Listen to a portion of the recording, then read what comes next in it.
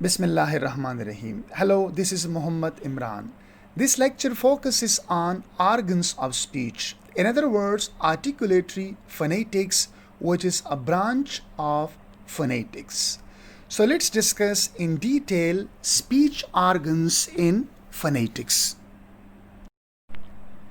The organs of speech, which is technically called articulators. So we will begin from here. First, we will label lower teeth. This is lower teeth. And then we come towards lower lip. Here we have upper lip and here we have upper teeth.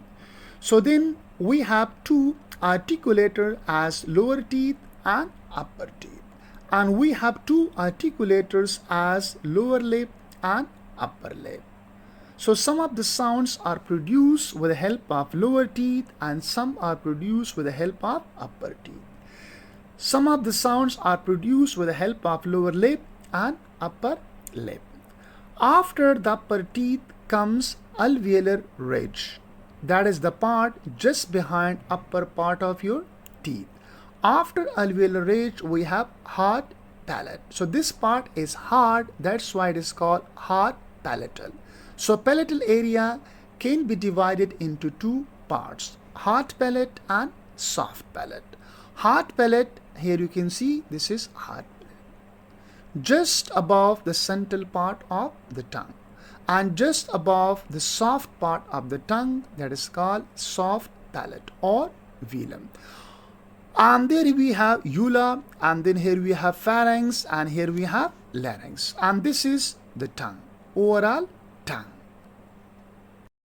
First, we will talk about tongue. The most important and flexible of all organs of speech is the tongue, which is situated in the oral cavity and makes the greatest contribution to the articulation process. Right? So it is the most active part in the speech production process. Fine? And it's the greatest, it has the greatest contributions in the production of speech sound. Here we have parts of the tongue. So a tongue has several parts. Here we can see this is the tip of the tongue, this is the blade of the tongue, this is the front part of the tongue, this is the back part of the tongue, and this is the root of the tongue.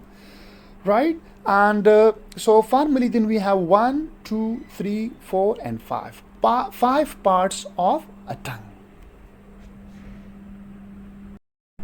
Here we will talk about active and passive organ of speech.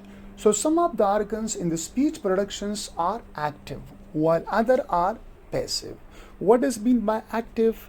By active organs we mean that these organs are movable and you move this organ from one place to another. Right? And then we have passive organs. Passive organs are those organs which are stable, right? And we do not move them. So let's label active and passive articulators. So active or flexible organ of speech because they can be moved into contact with other articulators are, for example, the lungs, they are active, and the vocal folds, they are active. The tongue, the soft palate, the ula, the upper lip, the lower jaw, and the lower teeth. So they are movable and we move them while we produce sounds. Here we have passive articulators. Passive stable organ of speech because they are stable, immovable in sound production, and their most important function is to act as the place of an articulatory structure. Now, for example, we have the upper teeth, we have the alveolar ridge, we have the hard palate, we have the pharynx, we have the larynx, and we have the vocal tract. They are passive articulators. Consonant sounds are often classified according to voicing, place, and manner. When we classify consonant sounds or when we describe them, so we describe them according to voice, place, and manner.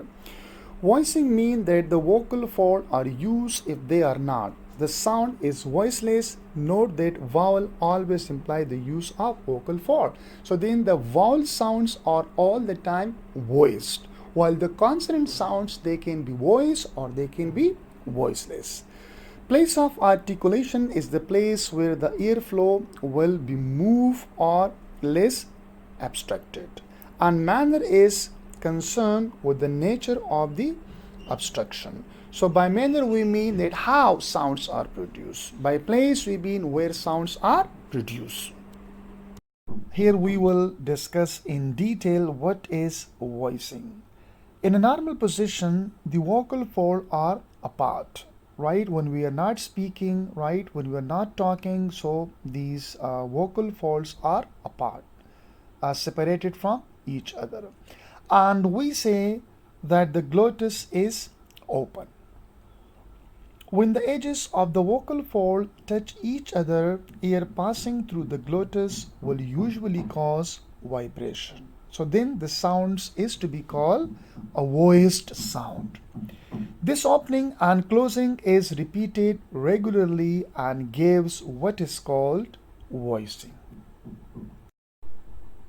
Here you can see two positions of the vocal fold, A and B. In this position, the vocal folds are apart, and it happens when we are not speaking, we are not talking, so this area is called glottis.